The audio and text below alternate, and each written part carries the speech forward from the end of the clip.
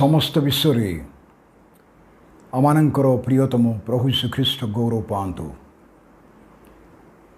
विश्वासी हिसाब रे बा एक ख्रीष्ट विश्वास हिसाब रे आमानंकर भरोसा तांकर वाक्य वाक्य विहुने एक ख्रीष्ट विश्वासी बंचिबा कष्टकर। ईश्वरंग वाक्य एते गुरुत्वपूर्ण मानक जीवन रे आमे जदि तांको वाक्यर गुरुत्व बुझी पारिबा ताहेले आमानंकर ख्रीष्टीय यात्रा जेते दुर्गम हेले सुधा प्रभु मानकु प्रत्येकटी प्रतिकूल परिस्थिति रे साहाय्य करिवे, सहायता देवे जदि आमाने से वाक्य प्रति भरोसा रखु, से वाक्य ध्यान करू, अंतर मध्य ताकू साइतिकी रखु। जेहेतु से कहिचंते आम्भे तुमको छाड़िबा नाही कि परित्याग करिबा नाही। देखो जुगांत पर्यंत मु तुम संगरे अछि। संकट समय आमको डाक, आमे तुमको उद्धार करिबा। ईश्वरंग वाक्य बाइबल कहे परमेश्वर दुर्दशा काल रे अति निकटवर्ती सहाय, से आमानंकर आश्रय, आमानंकर विश्वासर भूमि, आमर दृढ़दुर्ग, आमर शैल, आमानंक निमंते लुचिबार प्रभु छाया अटंती, लुचिबार स्थान अटंती। श्रांत क्लांत जलशून्य देश रे आमानंक निमंते से जीवनर निर्झर अटंती एवं आमानंक निमंते छाया अटंती। वाक्य संबंध रे ईश्वरंग वाक्य संबंध रे प्रकृत रे ईश्वरंग वाक्य बाइबल कौन कहा जाए? जदि आमाने गीत संगीत 119 पर्व को जीवा एवं से जगार 98 पर्व आमाने देखिबा, से जगह एपर लिखा जाइए 89 वर्ष। हे सदा प्रभु तुम वाक्य अनंत काल निमंते स्वर्ग रे संस्थापित अच्छी। ये जो वाक्य आपण माने पढ़ुचंती, मु पढ़ुची ईश्वरंग वाक्य बाइबल। ए वाक्य एक साधारण बही नुहे जो बहीटा कथा कहे। ये 600 खंड बही ईश्वरंग वाक्य बाइबल लिखिबा प्राय 1600 वर्ष लगी। 40 जन लोक माने ताको लिखिचंती, प्राय 40 जन लोक माने। सेमानक मध्यरे ज्ञानी माने थिले और जो माने पाठ भी पढ़ी नथिले। सेमानक मध्यरे महान महान व्यक्तित्व थिले और सरल लोक थिले। सेमानकर लिखिबार मूल बा केंद्र बिंदु थिले जीसु। बाइबल ईश्वरंग वाक्य बा धर्मशास्त्र जीसु को बाहर गले किछि नाही। एटा अन्य पुस्तक मानक भलिया गोटे पुस्तक होइजिवो। जेहेतु ईश्वरंग वाक्य कथा कहे, ए बाइबल शब्दर अर्थ ग्रंथावली विभिन्न ग्रंथ मिसिकी एक विराट ग्रंथ, ताकू पुस्तक गुच्छ कहि पारिबे। फूल गुड़ाक जेपरिकी गोटे माल करा जाए गोटे सूतारे गोटे धागारे, से प्रकार ए 66 खंड बही को एकत्र करिकी ए पुस्तक एकत्र करी सम्मिलित करी ए वाक्य मनुष्यर आत्मार उन्नति परित्राण निमंते मनुष्य समाज को मानव समाज को प्रभु देइचंती। एटा मनुष्यर ज्ञान रे, मनुष्यर बुद्धि रे, मनुष्यर कौशल रे बा चिंता रे काल्पनिक कहानी बा मनगढ़ा कथा नुहे, बा एटा कौन सी काल्पनिक कहानी मध्य नुहे। जेहेतु वाक्य प्रकाश करे तांको वाक्य अनंत काल निमंते स्वर्ग रे संस्थापित, सेटल्ड इन हेवन। आमे जो बहीटा हाथ में धरीचु से बहीर ओरिजिनल कॉपी परमेश्वर को दरबार रे अछि। एथिपाई मोर प्रिय भाई भौणी माने आमे ए विषय जानिबा अति आवश्यक रही जे ए वाक्य संबंध रे आमे एक संपूर्ण ज्ञान पाइबा। संक्षेप रे 138 गीत संहिता 2 पदर लिखा जाइछि, मु तुमर पवित्र मंदिर अभिमुखरे तुमर भजना करिबि। दाऊदंकर गीत, राजा दाऊदंकर गीत एटा। पुणी तुमर स्नेहपूर्ण करुणा और तुमर सत्यता सकाशे तुम्भ नामर धन्यवाद करिबि, कारण तुमे आपणार सकल नाम अपेक्षा आपणार वाक्य महत करिअछ। सृष्टिकर्ता पिता परमेश्वर अनादि अनंत व्यक्तित्व, जहाँ को मर्त्य मनुष्य केबे देखि नाही, से व्यक्तित्व रक्त मांसधारी मनुष्य ही जगत रे कुमारी कन्या माता मरियम को गर्भ दे जगत रे जन्म हेले बेथलेहेम रे। बाइबल रे यीशु ख्रीष्टंकर अन्य नाम होउची ईश्वरंकर वाक्य। His name is the word of God. तांकर आउ गोटे ना होउची हिज नेम इज वंडरफुल। तांकर नाम होउची आश्चर्य। एथिपाई तांकर जेते नाम अछि से समस्त सकल नाम अपेक्षा से वाक्य को गुरुत्व दियंती और महत्व स्थान दियंती। ईश्वरंकर बा प्रभु यीशु ख्रीष्टंकर विरोध रे कथा कहिले प्रभु अनुग्रह करी क्षमा देवे, किंतु ईश्वरंक वाक्य विरुद्ध रे गले सेथिपाई ईश्वरंक वाक्य बाइबल रे भयानक दंड रही। एथिपाई ए वाक्य एव्री चिठाऊ 4 पर्व अनुजाई आमे जदि नूतन नियम एव्री चिठाऊ को जीवा 4 पर्व अनुजाई से जगार एपरि लेखा जाइछि प्रभुंकर वाक्य 4 पर्वर 12 पद। कारण ईश्वरंक वाक्य जीवंत और कार्य साधक, पुणी देधार खड्ग ठारू तीक्ष्णतर आउ प्राण और आत्मा ग्रंथि और मज्जार परिभेदक, मज्जार विच्छेद पर्यंत परिभेदक एवं हृदयर चिंता और भावर सूक्ष्म विचारक अटे। ईश्वरंक वाक्य जीवंत और कार्य साधक, ताहा कार्य साधन करे। प्रभु जिसाया 55 पर्व कहले आंभ मुखर निर्गत वाक्य विफल फेरिब नाही। जिरिमिय 1 पर्वर 12 पदरे से कहले आंभर वाक्य सफल करिबा पाई आमे जाग्रत परमेश्वर अटू। से जहाँ कहती बा कहिचंती बा कहिबे ताहा घटिची घटुची घटिबो। यीशुंक भाषा रे आकाश मंडल लोप पाइब, ईश्वरंक वाक्यर बिंदु की विसर्ग लोप पाइब नाही। बिंदु की विसर्ग पुरातन नियम को एब्री भाषा लेखाई थिला एवं नूतन नियम को ग्रीक भाषा लेखाई थिला। तापरे पर मुहूर्त ईश्वरंक वाक्य विभिन्न भाषार अनुवाद है। आज मध्य अनुवाद चली अनेक भाषा रे ताको प्रिंट करा जाउछि। जेहेतु प्रभु यीशु ख्रीष्ट आदेश थिला सर्वजाति सर्वगोष्ठी सर्वभाषावादी लोक माने को निकट रे ईश्वरंक वाक्य सुसमाचार पहुँची। एपरिक प्रकाशित वाक्य 7 पर्व लेखा जाइछि सर्वजातीय सर्ववंशीय सर्वगोष्ठी सर्वभाषावादी लोक माने परमेश्वरंक राज्य रे प्रवेश करिवे। प्रत्येकटी गोष्ठी प्रत्येकटी जाति पृथ्वी रे जेते छोट बड़ दल रहिचंती, एपरिक 5000 पॉपुलेशन थिले सुधा बा 10,000 पॉपुलेशन थिले सुधा कौ पहाड़ पर्वत जंगल लोक माने रहउथिले सुधा केही ना केही प्रभु यीशु ख्रीष्ट को जानिथिबे। शेष दिन रे अनंत राज्य रे आमे सेई लोक मानकु स्वर्ग रे भेटिबा। एथिपाई ए वाक्य कार्य साधक जो कुहा जाए से अंतर मध्य कार्य करे, जेहेतु ता जीवंत। जमी रक्तकोश जीवन को सृष्टि करि पारे, living blood cell, it is not a dead cell, से प्रकार वाक्य जीवंत आउ ताहा तीक्ष्ण दीधार खड्ग ठारू तीक्ष्णतर। आश्चर्य मोर भाई भूणी माने ईश्वरंक वाक्य दीधार खड्ग ठारू तीक्ष्णतर।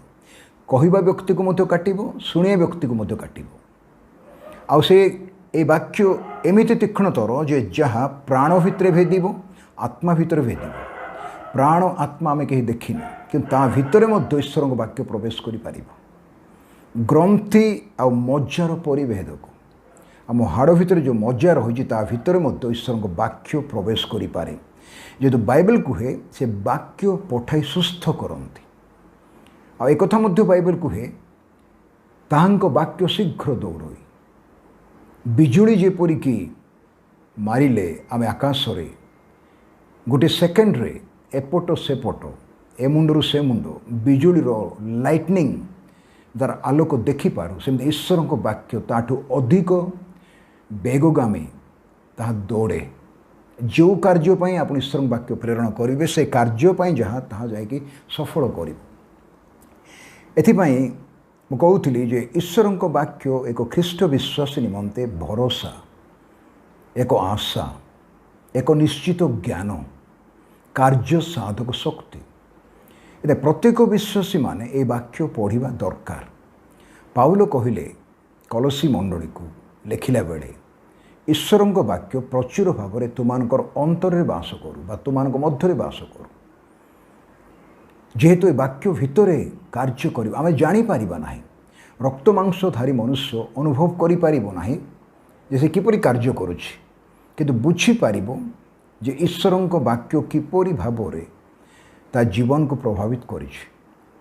ଆଜି ମହାନ ମହାନ ପ୍ରଭୁଙ୍କ ସେବକମାନେ ଯେଉଁମାନେ ପ୍ରଭୁ ବ୍ୟବହାର କରନ୍ତି, ସେମାନଙ୍କ ମୁଖରେ ପ୍ରଭୁ ବାକ୍ୟ ଦେଇଛନ୍ତି। ସେମାନେ ଯେଉଁ ବାକ୍ୟ କୁହନ୍ତି ସେ ବାକ୍ୟ ଦ୍ୱାରା ଅନେକ ଆଶ୍ଚର୍ଯ୍ୟ ଘଟଣା ଘଟେ, ଲୋକ ସୁସ୍ଥ ହୁଅନ୍ତି, ଉତ୍ସାହ ପାଆନ୍ତି, ସମସ୍ୟା ସମାଧାନ ହୁଏ। ଜୀବନର ଆବଶ୍ୟକତା ନିମନ୍ତେ ସେମାନେ ପ୍ରଭୁଙ୍କ ବାକ୍ୟରୁ ପରାମର୍ଶ ପାଆନ୍ତି, ସାନ୍ତ୍ୱନା ପ୍ରାପ୍ତ ହୁଅନ୍ତି, ଧୈର୍ଯ୍ୟ ପାଆନ୍ତି। ଦୁଃଖୀ ଲୋକ ସାନ୍ତ୍ୱନା ପାଏ, ରୋଗୀ ସୁସ୍ଥ ହୋଇଯାଏ। ଭାବବାଣୀ ଦ୍ୱାରା ଆଗାମୀ ଘଟଣା ପ୍ରଭୁଙ୍କ ଦାସଦାସୀମାନେ ଜଣାନ୍ତି। ଈଶ୍ୱରଙ୍କ ବାକ୍ୟ ଜୀବନ୍ତ, ସେଇଟା ଗ୍ରନ୍ଥି ମଜ୍ଜାର ପରିଭେଦକ ପର୍ଯ୍ୟନ୍ତ ପରିଭେଦକ ଆଉ ହୃଦୟର ଚିନ୍ତା ଭାବର ସୂକ୍ଷ୍ମ ବିଚାରକ।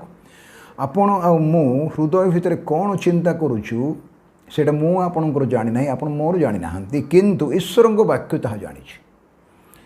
ତାହା ଈଶ୍ୱରଙ୍କ ବାକ୍ୟ ଆମର ଚିନ୍ତା ଆଉ ଭାବର ସୂକ୍ଷ୍ମ ବିଚାରକ ଅଟେ। ସୂକ୍ଷ୍ମ ବିଚାରକ, ଢିଲା ଢାଲା ବିଚାରକ ନୁହେଁ, କାର୍ଯ୍ୟ ସାଧକ ବାକ୍ୟ ଏଇଟା। ଏଥିପାଇଁ ମୋର ଭାଇ ଭଉଣୀମାନେ ତାଙ୍କର ସମସ୍ତ ନାମ ଅପେକ୍ଷା ପ୍ରଭୁ ଈଶ୍ୱରଙ୍କ ବାକ୍ୟକୁ ଗୁରୁତ୍ୱ ଦେଇଛନ୍ତି। ଏଥିପାଇଁ ସେ କହିଲେ ଆମ୍ଭ ମୁଖରୁ ନିର୍ଗତ ବାକ୍ୟ ବିଫଳ ହୋଇ ଫେରିବ ନାହିଁ। ଆଉ ଗୋଟେ ବିଷୟ ମନେ ରଖିବା, ଯେରେମିୟା କହୁଛନ୍ତି ଈଶ୍ୱରଙ୍କ ବାକ୍ୟ ହାତୁଡ଼ି ପରି। ଈଶ୍ୱରଙ୍କ ବାକ୍ୟ ସମ୍ବନ୍ଧରେ ନୂତନ ନିୟମରେ ଲେଖାଯାଇଛି, ଯଦି ଆମେ ପାଉଲଙ୍କ ଚିଠାକୁ ଯିବା, ଏ ବାକ୍ୟ ପ୍ରକୃତରେ କ'ଣ, ଏ ବାକ୍ୟ କିପରି କାର୍ଯ୍ୟ ସାଧକ। ଦ୍ୱିତୀୟ ତିମୋଥୀ 3 ପର୍ବର 16 ପଦ, ସମସ୍ତ ଶାସ୍ତ୍ର, ବାଇବେଲର ସମସ୍ତ ଶାସ୍ତ୍ର ଈଶ୍ୱର ନିଶ୍ୱାସିତ ଏବଂ ଶିକ୍ଷା, ଅନୁଯୋଗ, ସଂଶୋଧନ, ଧାର୍ମିକତା ସମ୍ବନ୍ଧୀୟ ଶାସନ ନିମନ୍ତେ ଉପକାରୀ। ଈଶ୍ୱରଙ୍କ ବାକ୍ୟ ଯଦି ବା ସଂଶୋଧନ କରେ, ଅନୁଯୋଗ କରେ, ଧମକ ଦିଏ, ଶାସନ କରେ, କିନ୍ତୁ ତା ଉପକାର ନିମନ୍ତେ କରେ। ବାଇବେଲ ପ୍ରମାଣ କରେ ଯେଉଁ ବାପା ଯେଉଁ ସନ୍ତାନମାନଙ୍କୁ ପ୍ରେମ କରନ୍ତି ସେଇ ବାପାମାନେ, ସେଇ ପିତାମାନେ ସେମାନଙ୍କୁ ଶାସନ ମଧ୍ୟ କରନ୍ତି। ପିଲାମାନେ ଯଦି ଶାସନକୁ ଭୁଲ ବୁଝିବେ ତାହେଲେ ସେମାନଙ୍କ ଜୀବନ ସୁଧାରି ପାରିବ ନାହିଁ। ଏତେ ପିତାମାତାଙ୍କର ଶାସନ ସନ୍ତାନ ସନ୍ତତିମାନଙ୍କ ନିମନ୍ତେ ଉପକାରଜନକ। ଈଶ୍ୱରଙ୍କ ବାକ୍ୟ ମଧ୍ୟ ଅନୁଯୋଗ, ସଂଶୋଧନ, ଧାର୍ମିକତା ସମ୍ବନ୍ଧୀୟ ଶାସନ ନିମନ୍ତେ ଉପକାରୀ। ଯେପରି ଈଶ୍ୱରଙ୍କ ଲୋକ, ମୁଁ କହୁଥିଲି ଖ୍ରୀଷ୍ଟ ବିଶ୍ୱାସ, ଈଶ୍ୱରଙ୍କ ଲୋକ ସିଦ୍ଧ ହୋଇ ସମସ୍ତ ଉତ୍ତମ କାର୍ଯ୍ୟ ନିମନ୍ତେ ସୁସଜ୍ଜିତ ହୁଏ। ଉତ୍ତମ କାର୍ଯ୍ୟ ନିମନ୍ତେ ସୁସଜ୍ଜିତ କରିବାର ଉତ୍ତମ ପନ୍ଥା, ଉତ୍ତମ ରାସ୍ତା, ଉତ୍ତମ ଉଦ୍ୟମ, ଉତ୍ତମ ଚେଷ୍ଟା ଈଶ୍ୱରଙ୍କ ବାକ୍ୟରୁ ପ୍ରକାଶିତ ହୁଏ। ତାହା ଈଶ୍ୱରଙ୍କ ବାକ୍ୟ ଦ୍ୱିତୀୟ ପିତରକୁ ଯଦି ଆମେ ଯିବା, ସେଇ ଜାଗାରେ ଆଉ ଗୋଟିଏ ବିଷୟ ମଧ୍ୟ ଆମେ ପାଇବାକୁ ପାରିବା ପ୍ରଭୁଙ୍କ ବାକ୍ୟରେ, ତାହା ମଧ୍ୟ ଅତି ଗୁରୁତ୍ୱପୂର୍ଣ୍ଣ ଅଟେ। ତାହା ଏପରି ଲେଖାଯାଇଛି 20 ପଦରେ, ପ୍ରଥମରେ ଏହା ଜ୍ଞାତ ହୁଅ ଯେ शास्त्रर कौन सी भाववाणी बाइबलटा एक भाववाणी बही पुरातन नियम अनेक भाववाणी बही अच्छी आ नूतन नियम गोटे भाववाणी बही प्रकाशित वाक्य अच्छी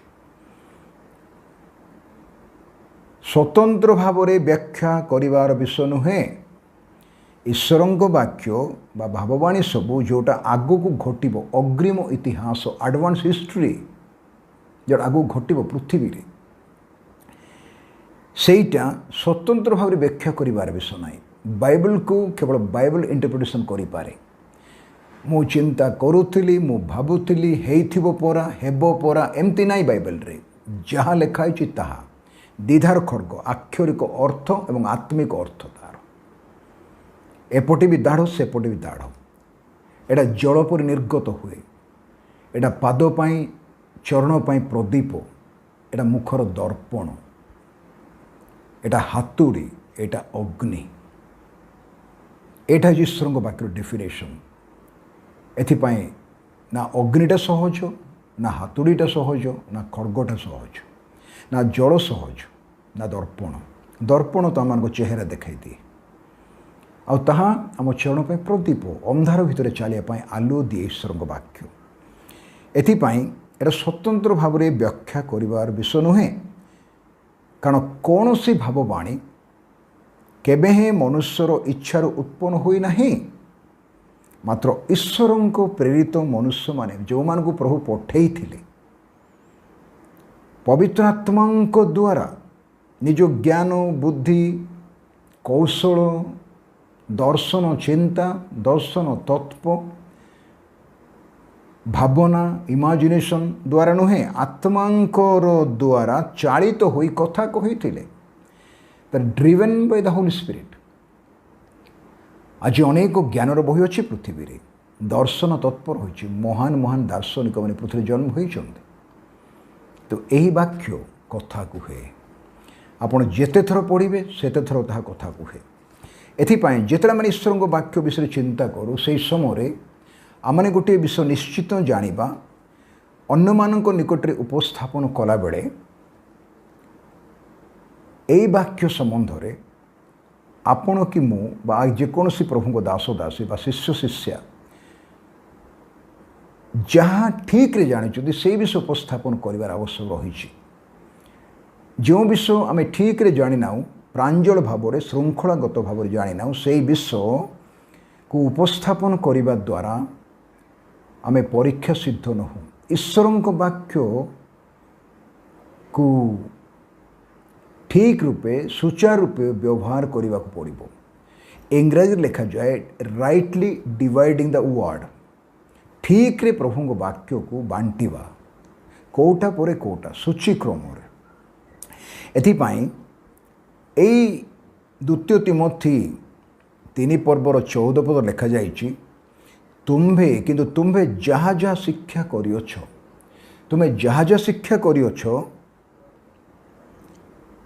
आउ जे समस्त विषय निश्चित बोध पाइछ खाली शिक्षा गोटे बड़ कथा आम तो बहुत शिक्षा पाइछु सबुदिन शिक्षा पाउछु किंतु ए शिक्षा कोटा निश्चित बोले आम जानिछु सेटा आमर ब्रेन नॉलेज रे जानी परिबा नै आत्मा को ज्ञान द्वारा जानी परिबा निश्चित बोध ग्यारंटी गोटे विषय जे वास्तव सत्य निश्चित अटल ए विषय जानिबाटा आमानक निमंते बड़ गुरुत्वपूर्ण न जाने कि जदि आम कहवाई चेष्टा करूँ उपस्थापन करने चेष्टा करूँ शिक्षा देव प्रचार करूँ बुझाई चेष्टा करूँ आम निजे तो विफल हो अन्य मान विफल मध्य कराऊ एथिपाई से कहते जे जे समस्त विषय निश्चित बोध पायछ से सबुरे स्थिर हो रही था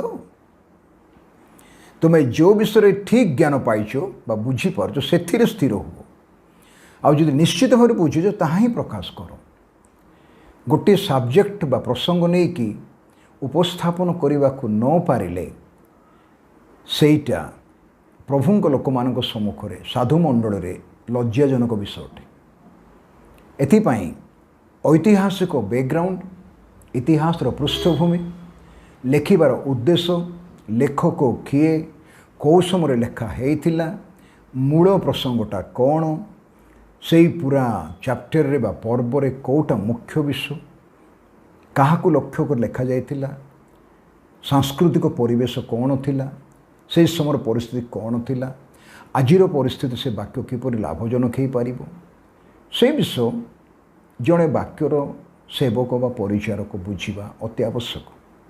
प्रभु दास पाउल आउ गोटे विषय अति प्रांजल कहले सेटा आम समस्त को जानवर आवश्यक रही। जदि आम वाक्यर सेवा करुछु पालक हिसाब से बा प्रचारक हिसाब से बा मंडल नेता हिसाब से बा प्राचीन हिसाब से जड़े विश्वासी भाई भाई हिसाब से वाक्यर सेवा करुछु।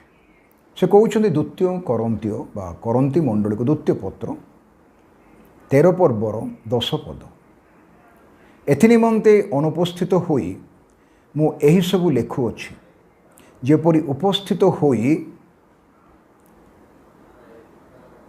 प्रभु मते जो अधिकार भग्न करिबा निमंते न देई गठन करिबा निमंते देइछन्ति। ईश्वरंक वाक्य गठनमूलक, भग्नमूलक नुहे। से अधिकार अनुसार कठोर व्यवहार करने को मते न हुए।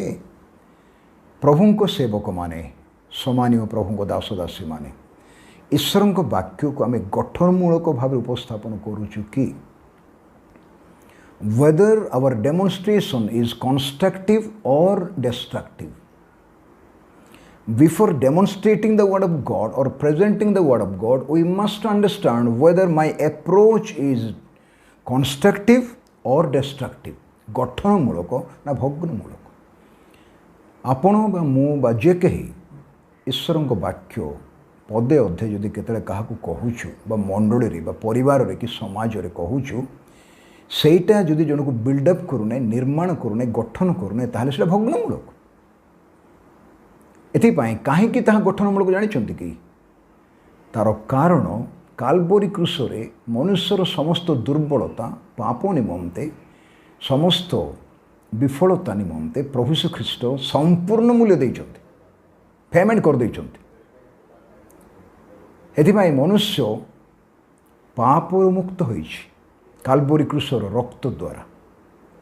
पाप पर यीशु जयलाभ करिछन्ति, नरकर दंड को जयलाभ करिछन्ति, मृत्यु को जयलाभ करिछन्ति, शयतान को जयलाभ करिछन्ति, जगतर अभिशाप को आउ जगतर आकर्षण को जयलाभ करिछन्ति।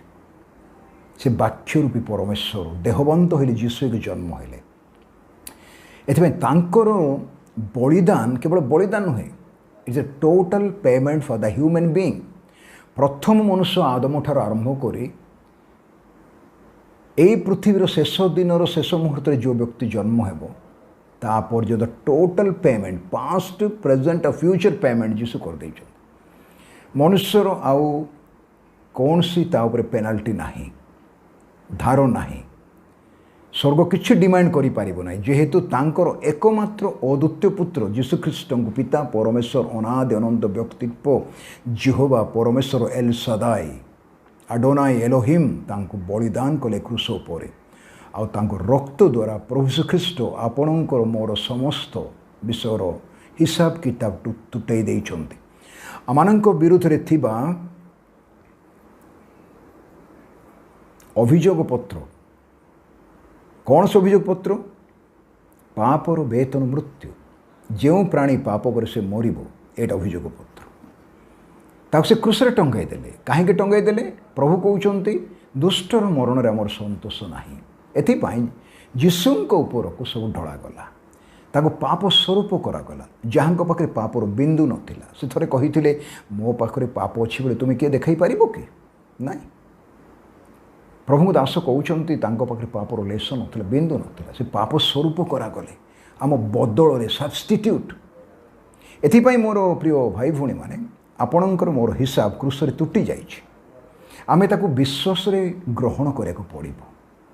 आ अनुग्रह द्वारा आम परित्राण पाइछु, पाप क्षमा पाइछु, ईश्वर को संतान हेबार अधिकार पाइछु, तांको राज्य को जीवापाई एश्योरेंस पाइछु। एथि ए वाक्य गठनमूलक निर्माणयुक्त। आपण जन को गठन करि पारिबे, हताश निराश भग्न होइथिबा लोक मानक गठन करि पारिबे। पापरे पतित मनुष्य को गठन करें भक्त करदे साधु करदे यीशु निकट को आसी करग्रही माने पापी माने दुष्ट माने बेश्य माने परिवर्तन होते आर संतान संतत हो जाते आज मध्य से कार्य साधक वाक्यर शक्ति सामर्थ्य रही एथिपाई ए समय आमने चिंता करवा जे ये वाक्य को मुझे गुरुत्व दूसरी मो जीवन रे जो मो वाक्य को गुरुत्व देना ताहले मत आज बुझापी पड़ो जे ईश्वर वाक्य हूँ कार्य साधक वाक्य आ गोटे दीटा पद मु पढ़ापी चाहूँगी एठी आगुरी कहूली जेसाई बरणी रे लेखा जाइए 55 पर्व रे ए वाक्य प्रभु आपण को मत देइछन्ति एपर लेखा जाइए 11 पदरे 55 पर्वर 11 पदरे यही पद को लेकिन आपण दाबी करंतु प्रभु आपण जहाँ कहिछन्ति ताहा करंतु आंभ मुखरु निर्गत वाक्य तेमंत हेब आंभ प्रभु कहते आंभ मुखरु निर्गत वाक्य तेमंत हेब ताहा निष्फल होई आंभ निकट को फेरी आसीबो नाही ईश्वर वाक्य प्रेडिक्शन नुहे एमती हेब परा बोली कहबाटा नहीं मु भावुच एमती हेब ए प्रकार नहीं ग्यारंटी हेब निश्चय हेब से कहते आंभे मात्र आंभे जहाँ इच्छा करू ईश्वर जहाँ इच्छा करती सृष्टिकर्ता ताहा सिद्ध करिबो ओ जो कार्य आंभे ताकू प्रेरण करू तहिरे कृतार्थ हेबो